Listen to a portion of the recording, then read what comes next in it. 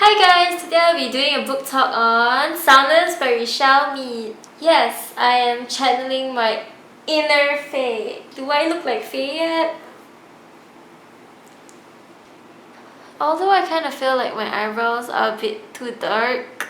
But it's okay, we'll just get on with this. This video will be separated into two parts. The first would be a short spoiler-free review where I tell you basically what the book is about and my overall opinion on it. The second part will be where I discuss about things that actually happen in the book. So yes, it will have spoilers. So I suggest that if you haven't read the book, just watch the first part and go read the book and come back for the second part. Unless of course you want to just watch it and not read. But seriously guys, you should go and read it. It's not like you understand what I'm saying anyway.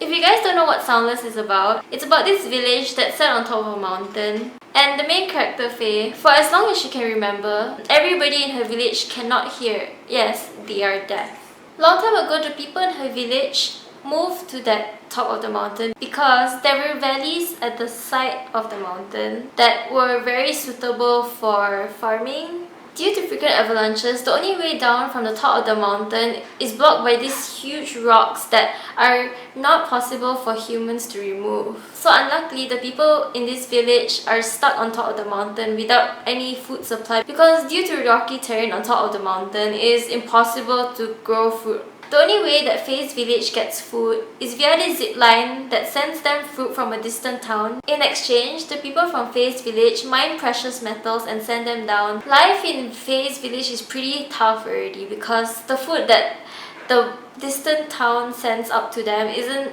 actually sufficient for the amount of people that live in the village. Most of them are starving. But when the villagers in Faye's village start to lose their sight as well, the food deliveries that they get from the zip line starts to decrease because the amount of metals that they can mine also decreases. One night, Faye, our main character, wakes up and suddenly she can hear. She doesn't know why, how this happens. She doesn't even know what this is. Like, can you imagine how it feels like to not know what hearing is, to not know what sound is, and suddenly one day you can actually hear? With her new hearing abilities, Faye decides to go out on this journey with her childhood friend to discover what's happening to her and to change the fate of her village. I rate this book 4 out of 5 stars on Goodreads, and on a percentage scale, I give it like an 85%. Okay, maybe an 82. It's actually a pretty short book, as you can see.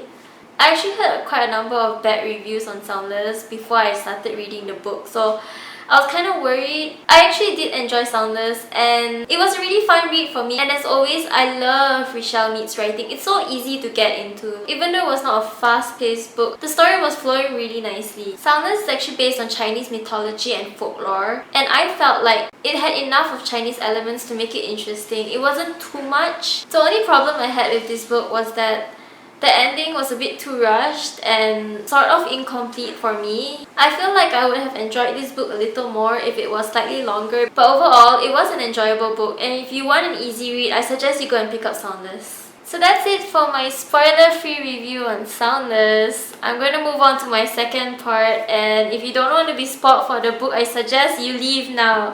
Bye guys! Bye!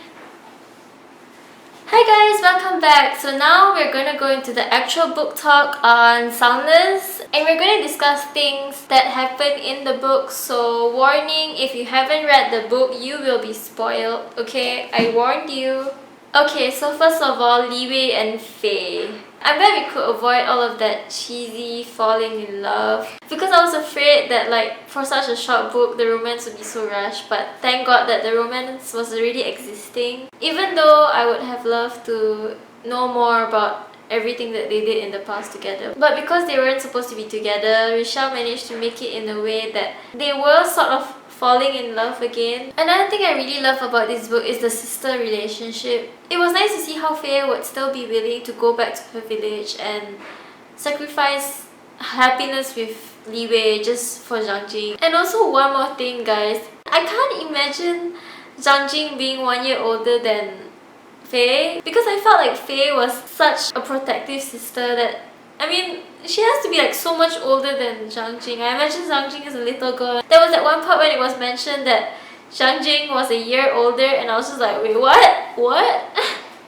I feel so much anger at how the miners, who are basically the ones that without them this village can't survive, because without the metals that they mine they wouldn't be able to get food. So I don't get why these people in this village, they just build up their village and suddenly the miners are a lower class citizen. Don't treat the miners like that, like they're not down there, okay guys? Like, no, I'm so pissed, I'm so pissed. One thing I'm wondering is what happened to those people in the past from Faye's village that tried to go down because they could hear? Like, where did they go? Because all we saw were people from Nuan's village and not the people from Faye's village, unless of course the king probably sent them to kill the people that came down. I don't know, guys.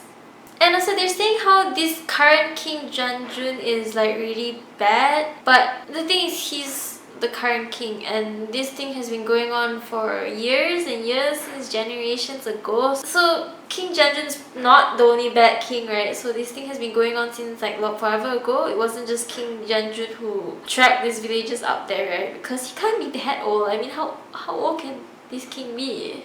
Okay, now the ending. Okay, the problem I have is that I know this book was supposed to be based on Chinese mythology and folklore, and the thing with the pixies, like, I guess I should have seen it coming because there were so many things about pixies throughout the whole book, but I don't know, I was pretty let down when the pixies were actually real. Maybe if this book was a bit longer and it wasn't just thrown in at the last minute. I felt like all these magical elements were just thrown in at the last minute and it felt so rushed and so packed, and I felt like I really would enjoy this book a lot more if the ending wasn't just like that, you know. And also I really wanted to see the king and I wanted to see Faye bring him down, but I know it's a short book and we can't get everything we want, right?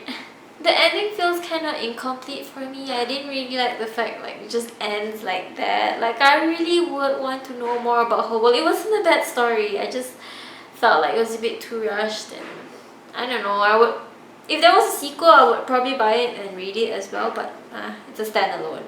For the pixies, I was kind of hoping that there would be more of a realistic explanation for it. I know it's supposed to be based on Chinese mythology and folklore, but I was hoping that Faye could save the village but not actually have actual pixies creatures coming to help her. I was hoping that there would be a better relation with the creature.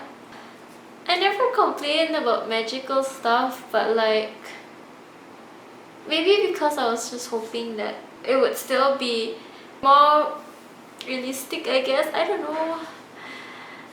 There's just something I'm not satisfied with the ending, about how the pixies just suddenly appeared and like everything's just safe just like that. I felt like, okay, it's just the ending. I'm just disappointed with the ending. Honestly, I did enjoy the book, so yeah, no problem. I did. I don't know, guys. So that's it for my review on Soundless. I hope you enjoyed this video. Feel free to leave your opinions down in the comment box below.